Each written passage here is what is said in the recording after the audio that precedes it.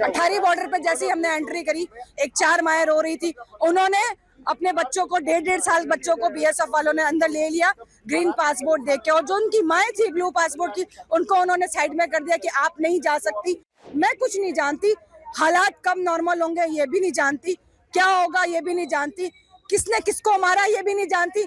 वो भी बेकसूर थे और हम भी वो मर गए, हमको जीते जी मारा जा रहा है। मेरी बहन के बच्चों को ले लिया, मेरी बहन बड़ी वाली बहन है, उसके बच्चों को ले लिया गया है, माया को नहीं लिया गया। इसमें मेरी बहन के बच्चे और भी जो दूध पीता हुआ बच्चा है, बीएसएफ वालों ने क्या उनके वालिद वहाँ खड़े हो, अरे वो बच्चा कैसे रहेगा। मेरे बच्चे आए नहीं थे, मेरे बच्चे वहाँ वेट कर रहे थे मेरा कि मम्मा आ रही है, ठीक है। और 45 डेज से वैसे ही वो मुझसे अलग है, ठीक है। मैं अपने फादर की तबीयत पूछने और अपने काम से हम लोग अप डाउन करते हैं। मैं अंदर ही नहीं जाने दिया बीएसएफ वालों ने, तो वहाँ कैसे पहुँचूंगी मैं। 3-3 साल के बच्चों को लेके क्रॉसिंग करा दी, मार बाएं रो रही है।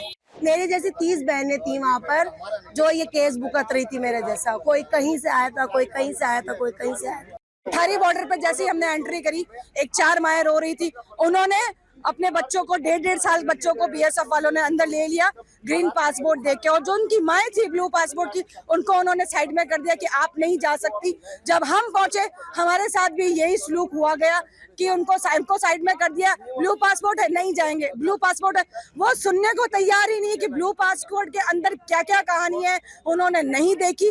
तब ये आप जैसे ही मीडिया भाई थे, वो लोग वहाँ खड़े थे, हमने हमारी गुहार, हमारी आवाज उन तक पहुंचाई कि आप जहां तक भी आवाज पहुंची जाए कि वहां तक पहुंचाइए कि यहाँ से मैं कुछ नहीं जानती, हालात कब नॉर्मल होंगे ये भी नहीं जानती, क्या होगा ये भी नहीं जानती, किसने किसको मारा ये भी नहीं जानती। वो भी बेकसूर थे और हम भी वो मर गए, हमको जीते जी मारा जा रहा है। हमारे बाबा को ले लिया गया और आपको नहीं लिया गया, ये क्या नाम? मेरी बहन के बच्चों को ले लिया, मेरी बहन बड़ी वाली बहन है, उसके बच्चों को ले लिया गया है, माया को नहीं लिया गया। इसमें मेरी बहन के बच्चे और भी जो दूध पीता हुआ बच्चा है, बीएसएफ वालों ने क्या उनके वालिद वहाँ खड़े हो, अरे वो बच्चा कैसे रहेगा। इंसानियत कहाँ थे। तो पाकिस्तान एक्सेप्ट कर रहा था आपको? बिल्कुल कर रहा था, लेकिन ये भारत नहीं जाने दे रहा, वहाँ से भी नहीं आने दे रहा। जब यहाँ से टाइट प्रोटोकॉल हो गए नहीं दे, तब उन लोगों ने भी टाइट प्रोटोकॉल अपनी जो गाइडलाइंस है जारी कर दी कि अब वो हिंदुस्तानी भी वहाँ नहीं रह सकता। आपके बच्चों को एक्सेप्ट कर लिया गया, आपको नहीं जाने दिया? नहीं, मेरे बच्चे आए नहीं थे, मेरे बच्चे वहाँ वेट कर रहे थे मेरा कि मम्मा आ रही है, ठीक है। और 45 डेज से वैसे ही वो मुझसे अलग है, ठीक है। मैं अपने फादर की तबीयत पूछने और अपने काम से हम लोग अप डाउन करते हैं, इस सिचुएशंस में हमेशा आते जाते हैं। लेकिन इस बार उन्होंने ये कह दिया कि ब्लू पासपोर्ट नहीं जाएगा तो नहीं जाएगा, चाहे वो अंदर नेशनलिटी केस है, चाहे वो कोई भी केस है।